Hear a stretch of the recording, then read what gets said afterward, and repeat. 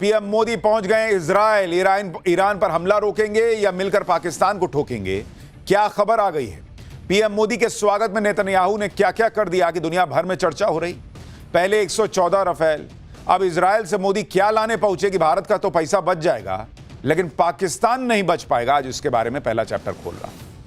देखिए, प्रधानमंत्री नरेंद्र मोदी ने इजराइल जाते ही धूम मचा दी है। वहां की सरकार, वहां की संसद, पूरा इजराइल नरेंद्र मोदी के स्वागत में बिछा हुआ है। आप तस्वीरें देखिए बॉस, वहां संसद में मोदी के लिए ताली बज रही है।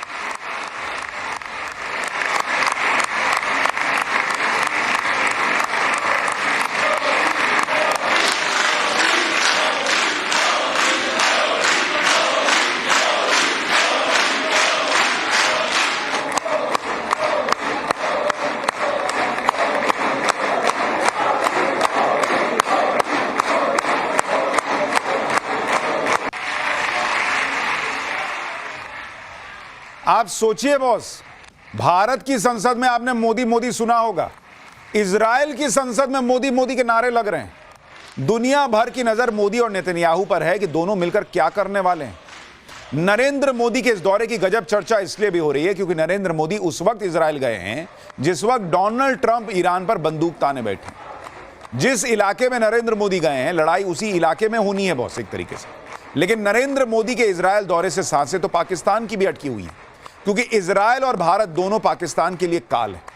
इजराइल से नरेंद्र मोदी ऐसा क्या ला रहे हैं कि भारत का पैसा बचेगा लेकिन पाकिस्तान नहीं बचेगा। आज आपको बताऊंगा, क्योंकि पहले फ्रांस के साथ राफेल वाली डील हुई और अब सीधे मोदी इजराइल पहुंच गए, तो कयास वही लग रहे हैं कि कोई बड़ा खेल होने वाला है। आज इसकी एक एक डिटेल आपको बताऊंगा।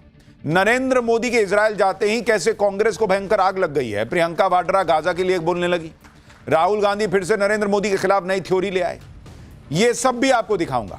लेकिन आप देखिए कैसे इजराइल में मोदी मोदी और भारत भारत हो रहा है।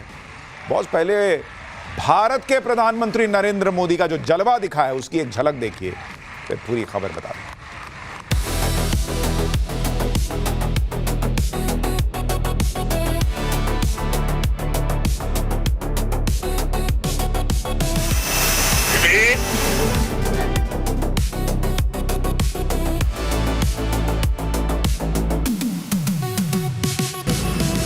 He's a wonderful leader. I know. It's because of you. Welcome, my friend. Yes. My pleasure.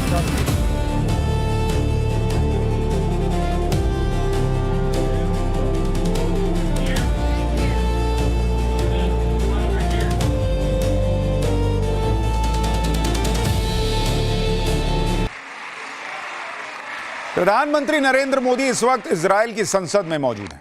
Israel की संसद में पीएम मोदी का जैसा स्वागत हुआ, भाई दुनिया दंग है। यहां लोगों को आज रात नींद नहीं आएगी, इंडी गठबंधन वालों को। नरेंद्र मोदी के आते ही इजराइल की संसद में मोदी मोदी के नारे लगने लगे हैं। वहां के सांसद अपनी अपनी सीट से खड़े हो गए। नरेंद्र मोदी के लिए ऐसी तालियां बज रही थीं जो रुकने का नाम नहीं ले रही थी। आप एक भारतीय के तौर पर भूल जाइए आप कांग्रेस के सपोर्टर हैं, सपा के सपोर्टर हैं, टीएमसी के सपोर्टर हैं या बीजेपी के सपोर्टर हैं, सब भूलकर एक बार देखिए कि अपने भारत के प्रधानमंत्री का कैसा रौला है, कैसा जबरदस्त वेलकम हुआ है इजराइल की संसद में और कैसे तालियों की गड़गड़ाहट के बीच मोदी मोदी के नारे लग रहे हैं इजराइल की संसद में। एक बार देखिए बॉस इसको।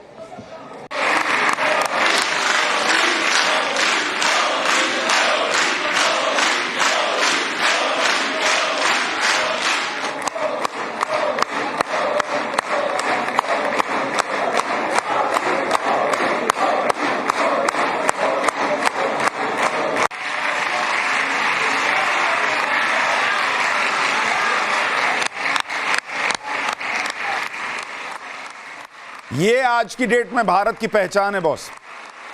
विदेश में दूसरे देश की संसद में मोदी मोदी के नारे लग रहे हैं।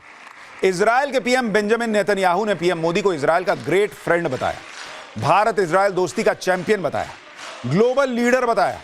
सुनिए नेतन्याहू को उन्होंने इजराइल की संसद में पीएम मोदी के तारीफ में कैसे पूरी लाइन बिछा दी तारीफ करने वाले शब्दों की। A great friend of Israel, a great champion of the Indian-Israeli alliance. and a great leader on the world stage. Welcome to Jerusalem. my dear friend, Prime Minister Narendra Modi, and your distinguished delegation. Welcome to Jerusalem. आप सोचिए, Netanyahu खुद अपनी संसद में खड़े होकर कह रहे हैं कि दुनिया के इस मंच के बड़े नेता नरेंद्र मोदी हमारे पास आए हुए, हमारे दोस्त नरेंद्र मोदी आए हुए। ये इजराइल के संसद के अंदर पीएम मोदी का जलवा है। लेकिन इससे पहले कम रौला नहीं दिखा है बॉस। पीएम मोदी जैसे ही इजराइल पहुंचे, भाई साहब स्वागत हुआ है। उनके स्वागत में रेड कारपेट बिछा हुआ था। प्रोटोकॉल तोड़कर खुद इजराइल के पीएम नेतन्याहू पहुंच गए वहां एयरपोर्ट कि मेरा दोस्त आया हुआ है भाई, मैं जाऊंगा रिसीव करने। पीएम मोदी के स्वागत में नेतन्याहू इतने उत्सुक थे कि वो ठीक प्लेन की एकदम सीढ़ी के पास जाकर खड़े हो गए। और जैसे ही पीएम मोदी उतरे तो दोनों नेताओं ने एक दूसरे को गले लगा लिया। इजराइल के पीएम की पत्नी सारा भी वहां मौजूद थी। जब वो पीएम मोदी से मिली तो उस वक्त इजराइल के पीएम ने पीएम मोदी के पॉकेट स्क्वायर के रंग की तरफ इशारा किया कि आप जो पॉकेट में ये भगवा रंग का रुमाल रखे हुए हैं, मेरी पत्नी जो ड्रेस पहनी है वो भी तो सैफरन है। तो वहां देखिए किस तरह से बातचीत हुई है दोनों। You see what you want? Look at Yes, the appropriately. Let's be good to see you. Move right over. Oh, this is good. Wow. You see what you want? This is, look at the Yes, color. Thank you. I'm so happy. And I miss India. Welcome back. So, wonderful country. He's a wonderful I leader. cannot, I know. It's because of you. It was wonderful. Yes. And welcome, my friend. Netanyahu की पत्नी कह रही है कि भारत जबरदस्त देश है। Netanyahu कह रहे हैं कि ये बहुत जबरदस्त नेता हैं पीएम मोदी। नेतन्याहू और पीएम मोदी की जबरदस्त केमिस्ट्री का एक और वीडियो आपको दिखाता हूं। जब पीएम मोदी का इजराइल में प्लेन लैंड हुआ तो पीएम मोदी के बाहर आते ही इजराइल के पीएम ने दूर से ही उन्हें नमस्ते कहते हुए उनका कैसे स्वागत किया।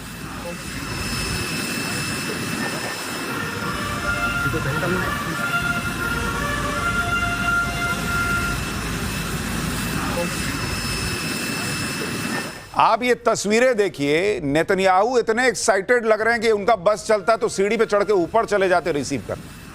इजराइल के एयरपोर्ट पर ही पीएम मोदी का भव्य स्वागत हुआ। उनके स्वागत में एयरपोर्ट पर वेलकम सेरेमनी आयोजित की गई। पीएम मोदी को मिलिट्री सैल्यूट देकर सम्मानित किया गया। इजराइल के तेल अवीव एयरपोर्ट की जो तस्वीरें सामने आई, उसे देखकर ऐसा लग रहा था कि जैसे एयरपोर्ट पर ही पीएम मोदी के सम्मान में कोई बड़ा कार्यक्रम आयोजित किया गया।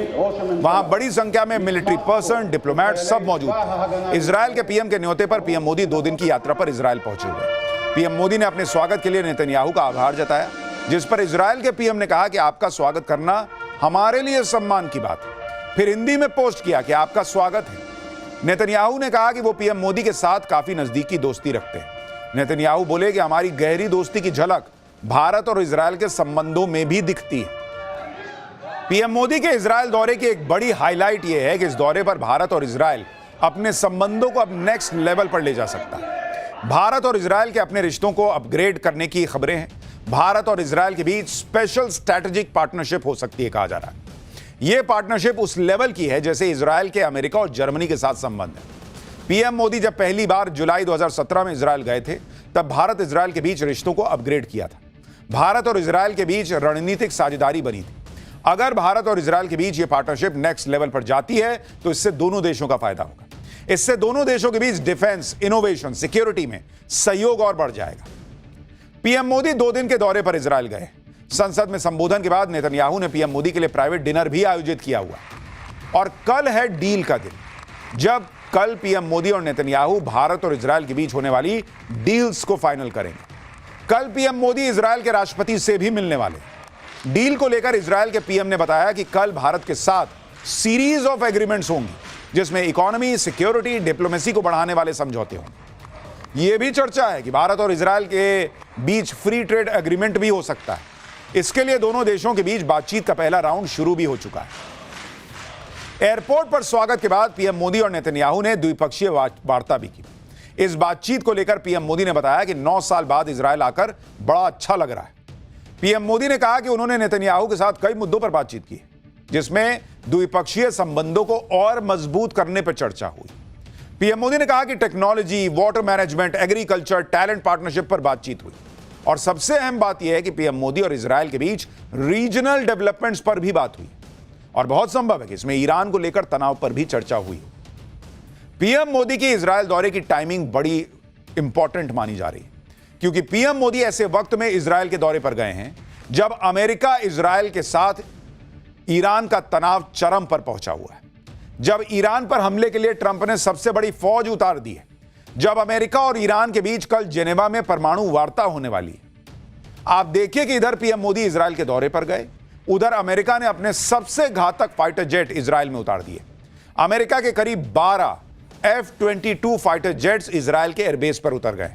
अमेरिका के इस मूव की पे यह बातचीत तेज हो गई है कि क्या अमेरिका और इजरायल मिलकर ईरान को फोड़ने वाले हैं। वैसे तो प्रधानमंत्री मोदी के इजरायल दौरे पर पूरी दुनिया की नजर है, लेकिन पीएम मोदी के इजरायल दौरे से सबसे ज्यादा डर में पाकिस्तान है, क्योंकि इस दौरे में नरेंद्र मोदी को अपने दोस्त से वो घातक हथियार मिल सकते हैं जो दुश्मन के ड्रोन और मिसाइल को एक बटन दबाते ही हवा में राख करने का दम रखते हैं। अब आप कहेंगे ये तो हमारे पास ऑलरेडी है आकाश एयर डिफेंस सिस्टम, लेकिन अब मोदी जो ला रहे हैं उससे भारत का पैसा बचेगा और पाकिस्तान नहीं बचेगा। कैसे, आगे बताऊंगा।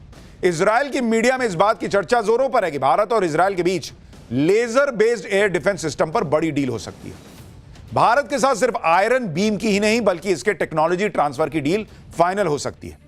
और यह कैसे काम करता है इसकी तस्वीर आपको आगे दिखाऊंगा, लेकिन पहले दुश्मन के हर वार को नाकाम करने का दम रखने वाले आयरन बीम की खासियत जान लीजिए। देखिए, आयरन बीम को इजरायल की डिफेंस कंपनी ने दुनिया भर में अपना लोहा मनवा दिया और एयर डिफेंस सिस्टम आयरन डोम जैसा ही इसको डिजाइन किया गया है। आयरन डोम जहां मिसाइल से दुश्मन के टारगेट को गिराता है, वहीं आयरन बीम शक्तिशाली लेजर बीम मारती है और टारगेट को ध्वस्त कर देती है। इसकी रेंज 10 किलोमीटर तक होती है। आयरन बीम से लाइट की स्पीड यानी 3 लाख किलोमीटर प्रति सेकंड की रफ्तार से लेजर बीम फायर होती है। इससे यह दुश्मन के रॉकेट, ड्रोन और कम दूरी की मिसाइल्स को डिटेक्ट होने के बाद पलक झपकने से पहले ही इंटरसेप्ट कर लेता है। मिसाइल यूज करने वाले एयर डिफेंस सिस्टम में लॉन्च टाइम और फ्लाइट टाइम की जरूरत होती है, लेकिन आयरन बीम टारगेट लॉक होते ही लेजर स्ट्राइक कर देता है। आप देखिए कि आयरन बीम काम कैसे करता है। जैसे ही कंट्रोल रूम दुश्मन की तरफ से आने वाले ड्रोन या रॉकेट को लोकेट करता है कि अरे उधर से ड्रोन आ रहा है, तो एक कमांड आयरन बीम को जाता है। जैसे कमांड गया ये एक्टिव हो गया और आयरन बीम से निकलने वाली लेजर की शक्तिशाली किरणें टारगेट को पलक झपकने से पहले ही मार गिराती है। देखिए कैसे ये आयरन बीम फोड़ देता है। देख रहे हैं, एक तरफ से आप देख रहे हैं कि रॉकेट जैसा कुछ चला, उधर से गोला घूमा आयरन बीम, अब भग से लाइट जैसा कुछ निकला, जाकर मार दिया भम। ऑपरेशन सिंदूर के बाद से ही प्रधानमंत्री मोदी मिशन सुदर्शन चक्र के तहत अपने एयर डिफेंस को अभेद्य बनाने में जुटे। ऐसे में अगर भारत को इजरायल से आयरन बीम मिल जाए तो भारत का एयर डिफेंस और मजबूत हो जाएगा, क्योंकि आकाश तो हमारे पास है ही है। भारत और इजरायल के बीच आयरन बीम को लेकर होने वाली डील की खबर से पाकिस्तान के होश उड़े हुए हैं, क्योंकि आप देखिए ऑपरेशन सिंदूर के दौरान पाकिस्तान ने कई बार भारत की सीमा में अपने फूके हुए ड्रोन और रॉकेट दागने की नाकाम कोशिश की, लेकिन भारत के मजबूत एयर डिफेंस सिस्टम ने इन्हें हवा में मार गिराया। और अगर भारत को इजरायल से आयरन बीम मिल गया तो दुश्मन के एक ड्रोन को मार गिराने में मात्र 100 से 200 रुपया का खर्चा आएगा, जबकि भारत के पास अभी जो एयर डिफेंस सिस्टम मौजूद है वो टारगेट को इंटरसेप्ट करने में मिसाइल का इस्तेमाल करता है। भिखारी पाकिस्तान का ड्रोन या रॉकेट कुछ हजार रुपए का होता है, जिसे गिराने वाली मिसाइल की कीमत लाखों में होती है। मतलब अब तक हाल यह है कि मच्छर मारने के लिए तोप चलानी पड़ती थी, लेकिन क्या कीजिएगा, जो टेक्नोलॉजी है वही ना यूज कीजिएगा। लेकिन आयरन बीम जो लेजर बीम छोड़ता है उसके एक शॉट का खर्च मात्र 100 से 200 रुपए आता है। यानी चाय नाश्ते के खर्चे में पाकिस्तानी ड्रोन जो है वो ढेर हो जाएगा। यानी 2 कौड़ी का पाकिस्तान, 2 कौड़ी का उसका ड्रोन, उसको 100-200 रुपया में निपटा दीजिए। सबसे खास बात, आयरन बीम में मिसाइल खत्म होने की टेंशन ही नहीं है भाई। उसमें तो लेजर से ना मार रहा है तो रॉकेट आपका मिसाइल कहां खत्म होगा। अगर पीएम मोदी के इजरायल दौरे में आयरन बीम की डील फाइनल हो गई तो एक तरफ आकाश एयर डिफेंस सिस्टम दूर से आने वाले खतरों को रोकेगा, दूसरी तरफ आयरन बीम बॉर्डर के पास मंडराने वाले ड्रोन्स को भून के रख देगा। इसलिए पाकिस्तान भारत के सुदर्शन चक्र से घबराया हुआ है। आप सोचिए, पीएम मोदी अभी इजरायल पहुंचे हैं वहां पाकिस्तान को आग लगी हुई है। कोई कह रहा है कि पाकिस्तान बर्बाद हो जाएगा अगर ये आयरन बीम आ गया। कोई कह रहा है कि ये दोनों तो मिलकर मुसलमानों को मार देना चाहते। तुम यहां भारत में मार रहे हो, उसका कुछ नहीं। पीएम मोदी के इजरायल दौरे में सिर्फ आयरन बीम को लेकर डील होने की ही चर्चा नहीं हो रही। यरूशलेम पोस्ट की रिपोर्ट के मुताबिक भारत और इजरायल के बीच 90,000 करोड़ से ज्यादा की डिफेंस डील फाइनल हो सकती है। इसमें आयरन बीम जैसे घातक एयर डिफेंस सिस्टम की डील के अलावा हर्मीज ड्रोन और सैन्य उपकरणों में एआई तकनीक के इस्तेमाल को लेकर बड़ा समझौता हो सकता है। रिपोर्ट के मुताबिक भारत और इजरायल के बीच Spice 1000 guidance kit, air to ground missile, ice breaker naval cruise missile और सुपरसोनिक लोरा मिसाइल के लिए भी एग्रीमेंट हो सकता है। पीएम मोदी के इजरायल दौरे के बीच भारत और इजरायल के बीच एक ऐसे गठबंधन की बड़ी चर्चा हो रही है जिससे पाकिस्तान अलग घबराया हुआ है। दरअसल पीएम मोदी के दौरे से पहले इजरायल के पीएम ने हेक्सागन गठबंधन का प्रस्ताव रखा है। नेतन्याहू ने बताया कि इस गठबंधन के कोर पार्टनर के तौर पर भारत और इजरायल के अलावा ग्रीस और साइप्रस इसमें होंगे। इसके अलावा अरब, अफ्रीका और एशिया के कुछ देश इसमें शामिल हो सकते हैं। मीडिया रिपोर्ट्स में दावा है कि कट्टरपंथी शिया और सुन्नी संगठनों से निपटने के लिए गठबंधन बनाया जाएगा।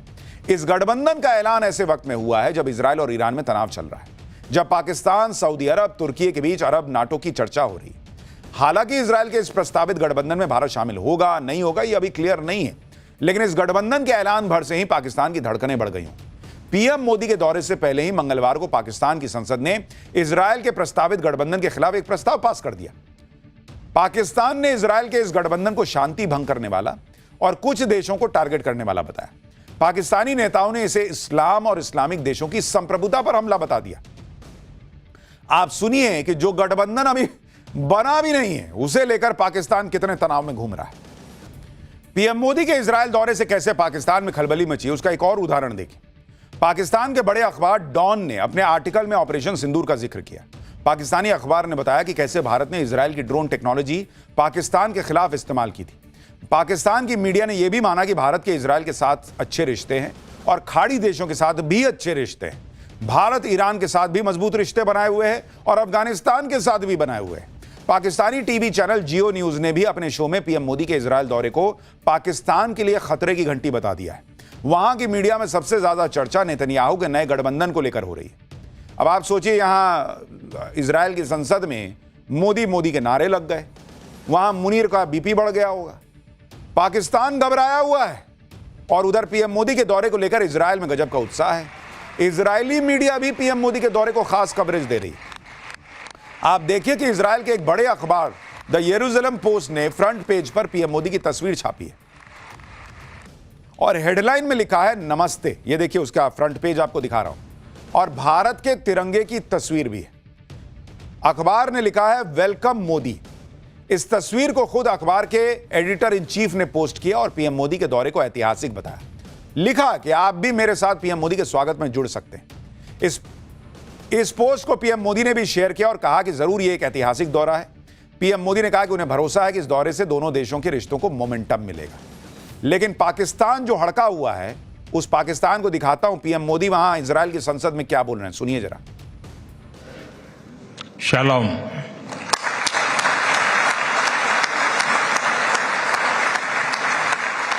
नमस्ते।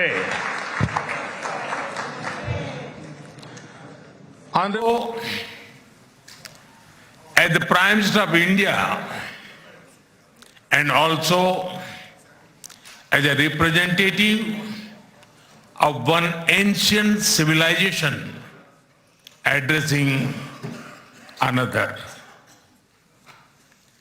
I bring with me the greetings of 1.4 billion Indians and a message of friendship,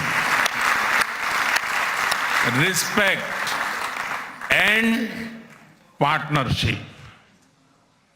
I thank you, Mr. Speaker, for your kind invitation and for your wonderful gesture of lighting up the Knesset in Indian colors. Your visit to India 3 years ago was the first by a Speaker of the Knesset. And thanks to you, I am the first Prime Minister of India to address this august gathering.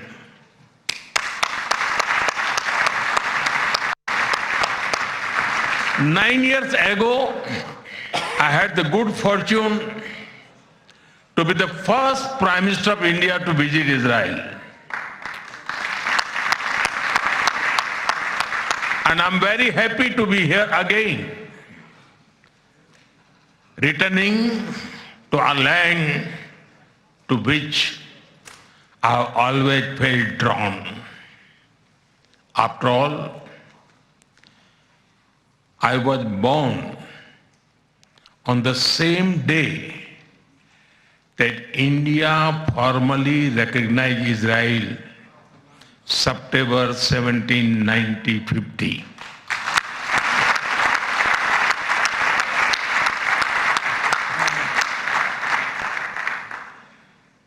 Honorable members, I also carry with me the deepest condolences of the people of India for every life lost and for every family whose world was shattered in the barbaric terrorist attack by Hamas on October 7. We feel your pain. We share your grief. India stands with Israel firmly, with full conviction in this moment and beyond.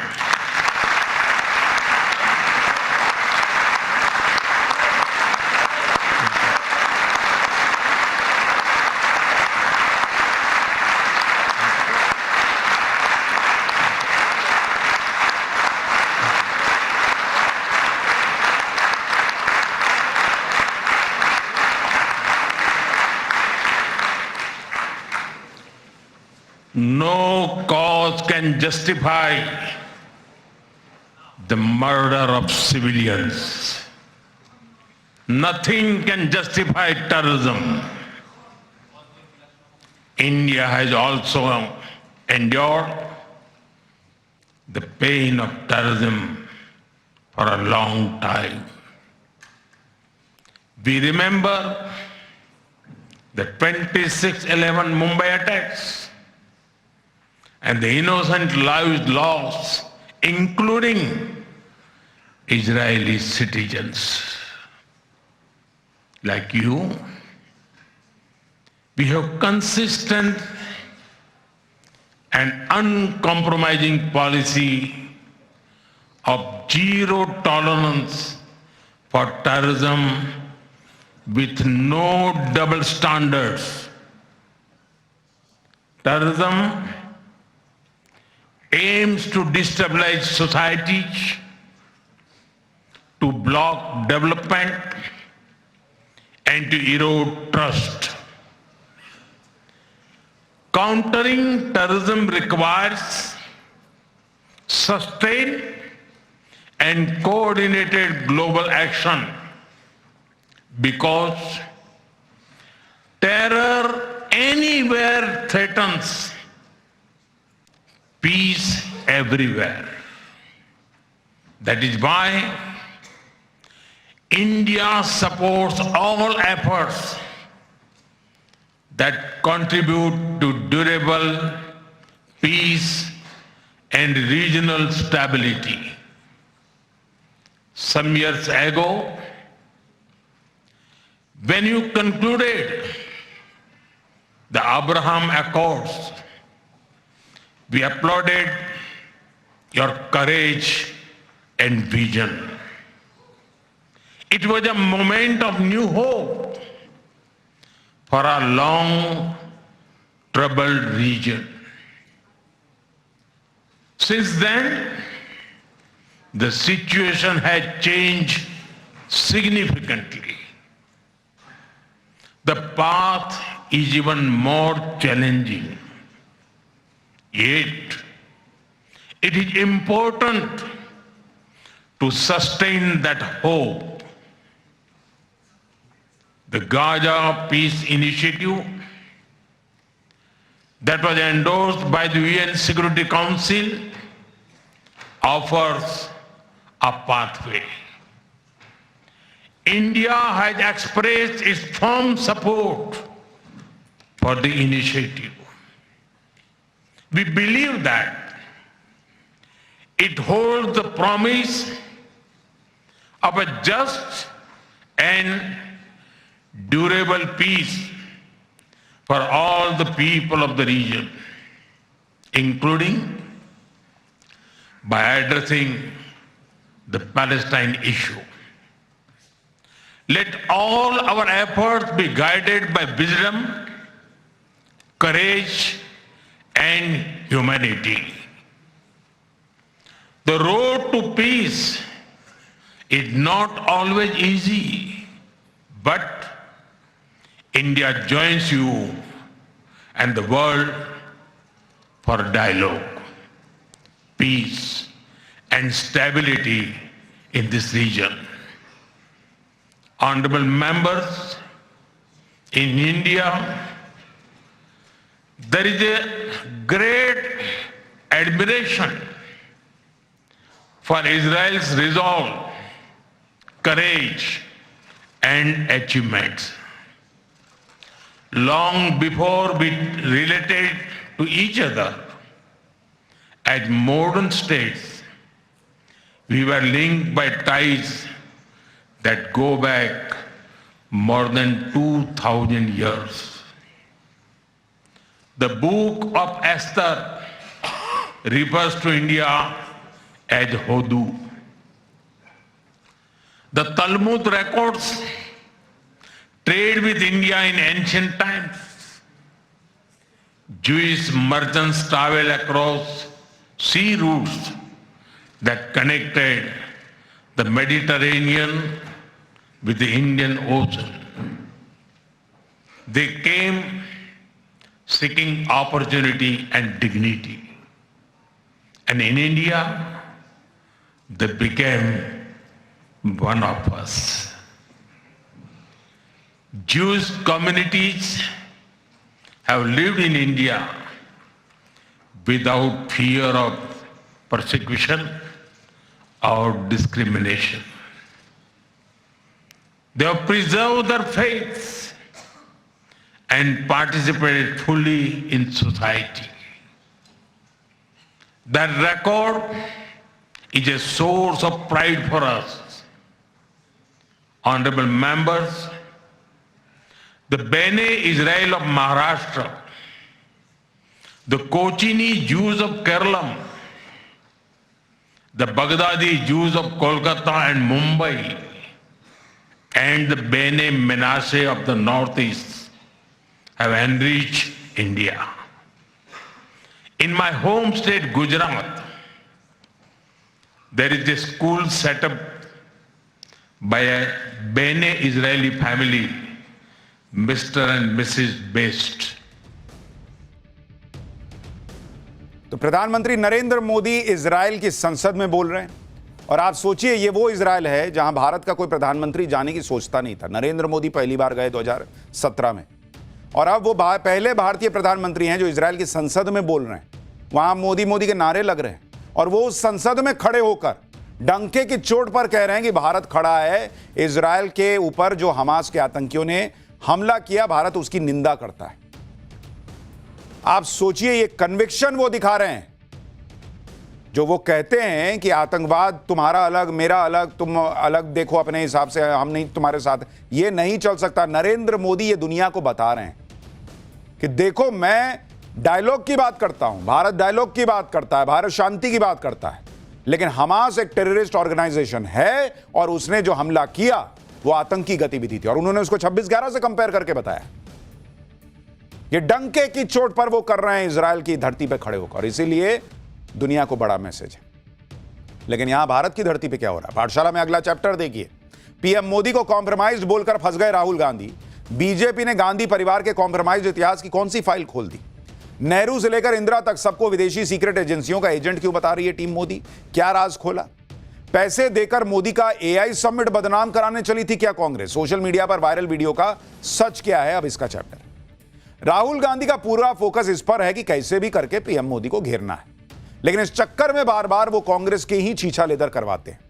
Rahul Gandhi कभी America के साथ trade deal रद्द करने की चुनौती देते हैं। सोचिए कैसी कैसी बात करते हैं कि अगर मोदी में हिम्मत है तो ट्रेड डील रद्द करके दिखाएं। मोदी क्या करें? ट्रंप को फोन करके बोले कि भाई हम ट्रेड डील कैंसिल कर रहे हैं, तो पूछेगा क्यों? तो राहुल गांधी ने मुझे चैलेंज दिया इसलिए कैंसिल कर रहा हूं। कैसी बात करते हैं जी राहुल गांधी। कभी कह देते हैं कि पीएम मोदी की आंखों में डर दिख रहा है। राहुल गांधी के इन आरोपों पर कांग्रेस के नेता लहालोट भी हो जाते कि बाप रे बाप क्या बोल दिए राहुल जी आप। लेकिन आज सबकी हवाइयां उड़ी हुई हैं, क्योंकि जो राहुल गांधी कभी कहते हैं कि पीएम मोदी पर दबाव है, पीएम मोदी को चोक कर दिया, पीएम मोदी फंस गए, मोदी इज कॉम्प्रोमाइज्ड, उन पर आज बीजेपी ने भयंकर पलटवार किया है। बीजेपी ने सिर्फ राहुल ही नहीं बल्कि पूरे गांधी नेहरू परिवार को कॉम्प्रोमाइज्ड बता दिया और उसके इतिहास का चैप्टर खोल दिया। बीजेपी ने जवाहरलाल नेहरू से लेकर इंदिरा तक और राजीव गांधी से लेकर सोनिया तक सभी पर देश हित को कॉम्प्रोमाइज करने का आरोप लगा दिया। बीजेपी क्या क्या कह रही है सुन लीजिए आप। बीजेपी कह रही है कि गांधी परिवार कॉम्प्रोमाइज मिशन के तहत काम करता है। पूरा गांधी परिवार कॉम्प्रोमाइज परिवार है। राहुल गांधी विदेशी ताकतों के हाथ की कठपुतली है, बीजेपी आरोप लगा रही है। इंदिरा गांधी को चुनाव के लिए सीआईए फंड देती थी, केजीबी सूटकेस भर भर के पैसा पहुंचाती थी, भारत सरकार के मंत्री सीआईए के एजेंट थे। यह बीजेपी आज आरोप लगा रही है। बीजेपी के इस पलटवार से कांग्रेस सख्ते में आ गई। कांग्रेस और राहुल गांधी तो यही सोच रहे थे कि कॉम्प्रोमाइज वाला दाव काम कर रहा है, लेकिन आज लेने के देने पड़ गए। बीजेपी अलग अग्रेसिव मूड में चल रही है। बीजेपी ने जो आरोप लगाए वो किस आधार पर लगाए, और नेहरू से लेकर इंदिरा तक के कॉम्प्रोमाइज होने के आरोप का सच क्या है? क्या पैसे देकर मोदी का एआई समिट बदनाम कराने चली थी क्या कांग्रेस? सोशल मीडिया पे जो वीडियो घूम रहे हैं उनका सच क्या है? आज आपको सब बताऊंगा। बीजेपी ने आज एक तरह से कांग्रेस इस कॉम्प्रोमाइज कैंपेन की शुरुआत कर दी। राहुल गांधी और कांग्रेस को उम्मीद नहीं रही होगी कि कॉम्प्रोमाइज वाले आरोपों पर बीजेपी इस लेवल का पलटवार करेगी। कांग्रेस एआई से वीडियो बनाकर पीएम मोदी के खिलाफ नैरेटिव बनाने की कोशिश करती है। आज उसी एआई से बने एक वीडियो को बीजेपी ने शेयर कर दिया और इस वीडियो के जरिए यह दिखाने की कोशिश की गई कि गांधी नेहरू परिवार का हर सदस्य कॉम्प्रोमाइज्ड था। इस एआई वीडियो की बड़ी चर्चा हो रही है। यह एआई की मदद से बना हुआ एक वीडियो है जिसे बीजेपी के नेता संबित पात्रा ने शेयर किया। बीजेपी ने कांग्रेस पर उसी हथियार से पलटवार किया है जिससे कांग्रेस करती है। केंद्रीय मंत्री पीयूष गोयल ने तो सीधा राहुल गांधी पर अटैक किया। पीयूष गोयल ने क्या कहा है वो सुनिए, फिर आपको बताऊंगा कि बीजेपी ने गांधी परिवार के कॉम्प्रोमाइज्ड इतिहास की कौन कौन सी फाइल खोली। राहुल गांधी यानी कॉम्प्रोमाइज। गांधी परिवार पूरी तरीके से एक कॉम्प्रोमाइज्ड परिवार है। कांग्रेस पार्टी का इतिहास देख लें, वर्तमान देख लें, चाहे उनके भ्रष्टाचार के अलग अलग किस्से हों। राहुल गांधी जी ने एक प्रकार से बड़ी ओछी राजनीति देश और दुनिया के सामने दिखाई है। एक प्रकार से फॉरेन पावर्स के पपेट के रूप में he is nothing but a puppet of anti India forces. BJP एक के बाद एक वीडियो शेयर करती चली गई। कांग्रेस के कॉम्प्रोमाइज्ड इतिहास का चैप्टर खोल रही है, यह बताती चली गई। यह आरोप लगा रही है कि नेहरू और इंदिरा के दौर में कैसे विदेशी एजेंसियों का दखल भारत में था। बीजेपी ने the man who kept the secrets के हवाले से यह आरोप लगाया। यह किताब 1966 से 1973 तक सीआईए के डायरेक्टर रहे रिचर्ड हेल्म्स की बायोग्राफी है, जिसके मुताबिक इंदिरा गांधी के दौर में भारत सरकार के कुछ मंत्री अमेरिकी खुफिया एजेंसी सीआईए के एजेंट थे। यह इस किताब का दावा है। किताब में लिखा है कि अगस्त 1971 में राष्ट्रपति निक्सन को भेजी रिपोर्ट में कहा गया था कि भारत सरकार की कैबिनेट में एक सीआईए एजेंट है। वो एजेंट भारत सरकार की कैबिनेट से जानकारी भेजता रहता था और इस बात से बेखबर कि उसकी पहचान खुल सकती है। दिसंबर 1971 में अमेरिकी national security adviser Henry Kissinger इस एजेंट से बांग्लादेश को लेकर भारत की तैयारियों के बारे में जानकारी मांगी। इंदिरा गांधी कैबिनेट में सीआईए एजेंट ने अगले ही दिन जानकारी भेजी कि भारत पूर्वी पाकिस्तान पर हमला करेगा। The man who kept the secrets, इस किताब में यह बातें लिखी गई हैं जिसे बीजेपी आधार बनाकर आरोप लगा रही है।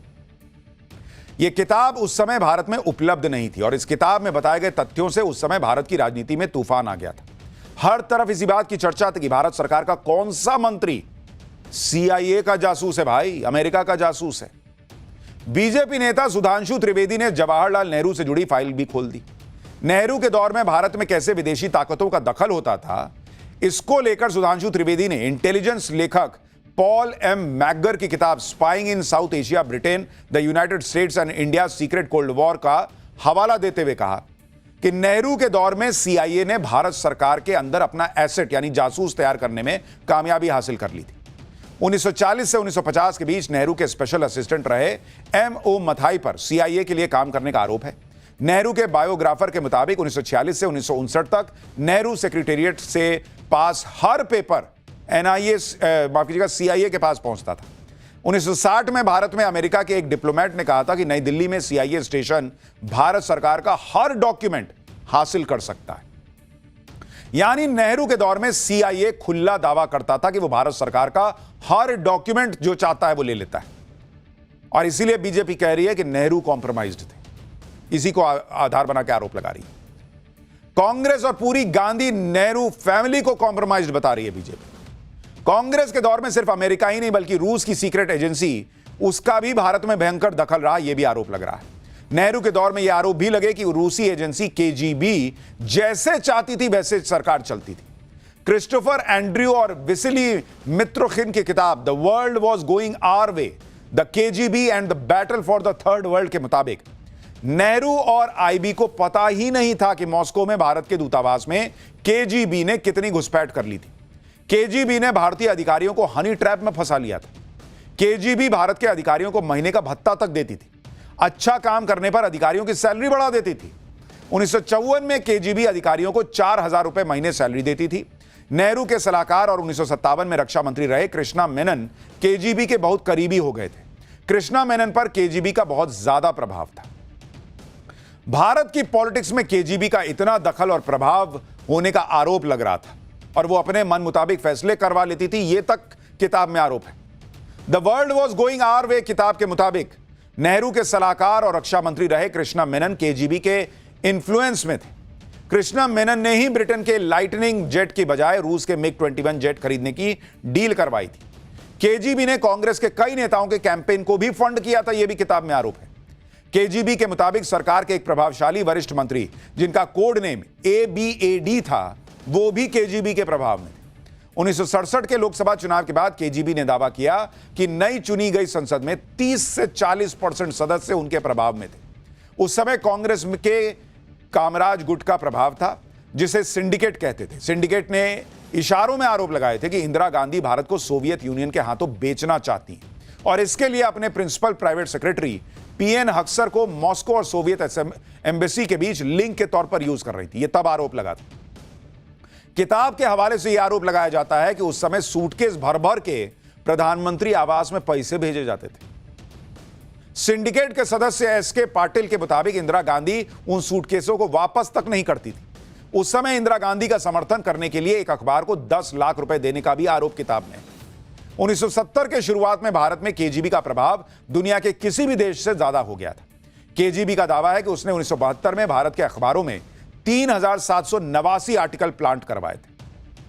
आप सोचिए कैसे कैसे आरोप किताब में लिखे हुए हैं और उन्हीं को आज बीजेपी उठा के ले आई, बोली कि पूरा गांधी नेहरू परिवार ही कॉम्प्रोमाइज्ड है। ये क्या दूसरे को कॉम्प्रोमाइज बोलेगी? आप सोचिए कि KGB का, जो रूस की खुफिया एजेंसी है, उसका कितना प्रभाव रहा होगा संसद से लेकर सरकार तक, अगर यह आरोप जो किताब में है उनको सही माना जाए। बीजेपी ने आज यही आरोप फिर से दोहराए कि कैसे CIA से लेकर KGB के आगे गांधी परिवार कॉम्प्रोमाइज्ड था। सुनिए बीजेपी के आरोप। CIA कांग्रेस को बार बार इलेक्शन के लिए फंड्स प्रोवाइड करती थी, पैसे दिया करती थी। सूटकेस भर भर के KGB पैसा दिया करती थी कॉम्प्रोमाइज्ड इंदिरा गांधी जी को, और ये पैसा सीधा KGB का उस समय की प्रधानमंत्री इंदिरा गांधी जी के घर तक जाता था। जवाहरलाल नेहरू जी ने किस प्रकार से बार बार देश के हितों के साथ कॉम्प्रोमाइज किया। उनका सेक्रेटेरिएट तो कहा जाता है एक ओपन बुक था CIA और KGB के लिए। कांग्रेस का यही वो कॉम्प्रोमाइज इतिहास या आरोप है जो बीजेपी खोल रही है। राहुल गांधी आरोप लगा रहे हैं कि पीएम मोदी अमेरिका के दबाव में आ गए। एक तरह से कह रहे हैं कि भारत की पॉलिसी मेकिंग में अमेरिका का दखल है। जब कांग्रेस का जमाना था तब भारत में अमेरिका किस तरह से दखल देता था, उसके जो आरोप है उसके बारे में और सुनिए। इंटेलिजेंस लेखक पॉल एम मैगर ने अपनी किताब spying in south Asia, Britain, the United states and India secret cold war में इसके बारे में डिटेल में लिखा है और आरोप लगाए। पॉल एम मैगर ने भारत में अमेरिकी राजदूत डैनियल पैट्रिक मोनिहान की किताब का जिक्र किया और कहा कि डैनियल पैट्रिक मोनिहान ने 1978 में अपने मेमोयर अ डेंजरस प्लेस में कंफर्म किया है कि CIA ने 2 बार भारत की राजनीति में दखल दिया। इस किताब में दावा है कि और आरोप लगाए गए हैं कि दोनों ही बार CIA ने सत्ताधारी पार्टी कांग्रेस को पैसे दिए जिससे वो केरल और पश्चिम बंगाल में वामपंथी सरकारों को हरा सके। राजदूत डैनियल पैट्रिक एक घटना का जिक्र करते हुए गंभीर आरोप लगाते थे कि एक बार तो CIA ने कांग्रेस अध्यक्ष होने के नाते सीधे इंदिरा गांधी को पैसे दे दिए थे। यह तक आरोप है किताब में। बीजेपी तो यह भी आरोप लगा रही है कि नेहरू और इंदिरा के दौर में भी कांग्रेस कॉम्प्रोमाइज थी और आज राहुल गांधी के दौर में भी कॉम्प्रोमाइज्ड है। दिल्ली में हुए AI समिट में जिस तरह से यूथ कांग्रेस ने कपड़े उतार के प्रोटेस्ट किए, उस पर बीजेपी हमलावर है। अब तो यूथ कांग्रेस के प्रोटेस्ट के पीछे कांग्रेस की साजिश के आरोप भी लग रहे हैं। सोशल मीडिया पर कुछ इन्फ्लुएंसर्स इसको लेकर अपने अपने दावे कर रहे हैं। ये इन्फ्लुएंसर्स दावा कर रहे हैं कि कांग्रेस की PR टीम ने उनसे संपर्क किया और AI समिट की बुराई करते हुए वीडियो बनाने के लिए कहा। इन्फ्लुएंसर्स का दावा है कि कांग्रेस PR टीम की तरफ से 25,000 रुपए वीडियो बनाने पर देने की पेशकश की गई। इन इन्फ्लुएंसर्स का दावा है कि कांग्रेस पैसे देकर AI समिट की बुराई करवाना चाहती थी। यानी ये इन्फ्लुएंसर्स वीडियो बनाकर आरोप लगा रहे हैं कि उन्हें AI समिट जो हो रहा था उसको बदनाम करने के लिए पैसे ऑफर किए गए वीडियो बनाने के लिए, और वो आरोप लगा रहे हैं कि ये कांग्रेस की जो PR एजेंसी होगी उसने किया है। ये उनका आरोप है। सोशल मीडिया इन्फ्लुएंसर्स के दावों की भयंकर चर्चा हो रही है। हम दावों की पुष्टि नहीं कर सकते, इसकी जांच होनी चाहिए। कांग्रेस इस पर कुछ बोली नहीं, लेकिन बीजेपी ने फिर से कांग्रेस के खिलाफ हल्ला बोल दिया। बीजेपी ने कहा कि इससे साबित होता है कि कांग्रेस और राहुल गांधी का रिमोट कंट्रोल विदेशी एजेंट्स और जॉर्ज सोरोस जैसे लोगों के पास है, तभी उनको भारत की तरक्की और तारीफ पसंद नहीं आती। पे जो तथ्य सामने आ रहे हैं उससे साबित हो रहा है कि क्या कांग्रेस पार्टी ने सोशल मीडिया इन्फ्लुएंसर्स को पैसे दिए और जानबूझकर सुनियोजित तरीके से AI समिट के खिलाफ पेड गलत ट्वीट्स किए, और साथ में कांग्रेस पार्टी अगर AI समिट के खिलाफ पेड ट्वीट्स करवा रही थी तो इससे साबित हो गया कि कांग्रेस पार्टी का रिमोट कंट्रोल ऐसी ताकतों के हाथ में है जो देश से नफरत करते हैं। वापस से साबित हो चुका है कि राहुल गांधी का रिमोट कंट्रोल जॉर्ज सोरोस और फॉरेन एजेंटों के अंदर है। यानी बीते कुछ दिन से कांग्रेस पार्टी आरोप पे आरोप लगाई जा रही थी। अब बीजेपी ने पलटवार करते हुए आरोपों का पूरा पहाड़ खड़ा कर दिया है।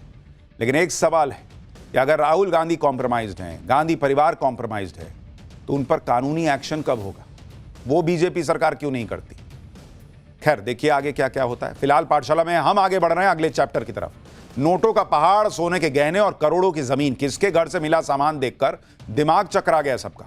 साबुन, तेल, कंघा और अंडरगारमेंट के लिए 50 अधिकारियों की ड्यूटी लगा दी। सरकारी राजा बाबू के शॉकिंग जलवे सुनिएगा तो हिल जाइएगा। कई बार लोग मजाक मजाक में कहते हैं कि प्यार और भ्रष्टाचार कभी खत्म नहीं होते, सिर्फ बाबू बदल जाते हैं। लेकिन यह मजाक की बात नहीं, रियलिटी यही है। आम आदमी के घर में 10,000 का कैश मिल जाए तो बड़ी बात होगी। यहां बाबुओं के घर से इतना कैश निकल जाता है कि गिनते गिनते लोग थक जाते हैं। देख रहे हैं, नोटों के बंडल पे बंडल है भाई, लोग मशीन लगा के गिन रहे हैं। एक से एक भर के लोग जो है वो पैसा भर भर के घर में दबाए बैठे, कहने के लिए सरकारी नौकरी कर रहे हैं, लेकिन इतना पैसा भाई बड़े बड़े बिजनेसमैन के घर में नहीं होगा जितना पैसा इन सरकारी मुलाजिमों के घर से निकल जाता है। 4 करोड़ रुपए कैश मिला है उड़ीसा में एक अफसर के फ्लैट से। यह वहां का रिकॉर्ड है कि इतना पैसा किसी अफसर के घर पे नहीं मिला बॉस। ओडिशा में जब विजिलेंस विभाग ने माइनिंग विभाग के अधिकारी के घर पे छापा मारा तो उनकी भी आंखें फटी की फटी रह गई। नोटों का पहाड़ देखकर अधिकारियों के होश उड़ गए। अलमारियों में नोटों को भर भर के रखा गया था। अब देख रहे हैं सूटकेस पे सूटकेस नोटों के बंडल। ट्रॉली बैगों में इतना कैश भरा था कि नोट गिनने वाली मशीनें कम पड़ गई भाई।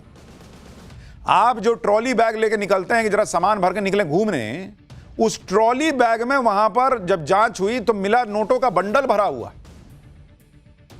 जनता की सेवा के नाम पर सरकारी अधिकारी कैसे अपनी जेब भरने में लगे हैं, उसकी चौंका देने वाली तस्वीर ओडिशा से सामने आई है। देख रहे हैं, बाप रे बाप। विजिलेंस विभाग ने माइनिंग विभाग के अधिकारी देवव्रत मोहंती के घर पे छापा मारा। घर में इतना कैश मिला जैसे कोई बैंक खोल रखा। घर से 500-500 रुपए की इतनी गड्डियां निकली जितना कैश विजिलेंस विभाग के अधिकारियों ने शायद ही देखा हो एक बार में। नोटों की गड्डियों से पूरा कमरा भर गया। देवव्रत मोहंती ने 4 करोड़ से ज्यादा कैश अलमारियों और ट्रॉली बैग में भर के रखा था। विजिलेंस अधिकारियों ने जब देवव्रत मोहंती के घर की अलमारियां और ट्रॉली बैग खोले तो कपड़ों की जगह नोटों के बंडल ठूसे हुए। कैश के साथ साथ गोल्ड अलग मिला है। सोने के जितने गहने मिले उतने गहने तो बड़े बड़े बिजनेसमैन नहीं बनवाते होंगे। एक तरफ नोटों का निकलना जारी था, दूसरी तरफ कैश की काउंटिंग शुरू की गई कि भाई गिनो, इसको तो गिनने में टाइम मिलेगा, लगेगा, देखिए कितना सोना निकला है। जब कैश करोड़ों में पहुंच गया तो विजिलेंस की टीम को नोट गिनने वाली मशीन मंगवानी पड़ी। विजिलेंस विभाग की छापेमारी अभी भी थमी नहीं है। अभी तक की गिनती में 4 करोड़ रुपए से ज्यादा का कैश निकल चुका है। 130 ग्राम सोने के गहने मिले हैं जिसकी कीमत 20 लाख रुपए बताई जा रही है। देवव्रत मोहंती के ऑफिस से भी 1.25 लाख कैश में बरामद हुआ है। भुवनेश्वर में 2400 स्क्वायर फीट की एक आलीशान 2 मंजिला बिल्डिंग है। देवव्रत मोहंती के गांव में भी एक और शानदार बिल्डिंग मिली। एक तरफ आप देखिए मशीन भाई घबरा जा रही है, कह रही कि कब तक गिनोगे, मैं थक गई हूं।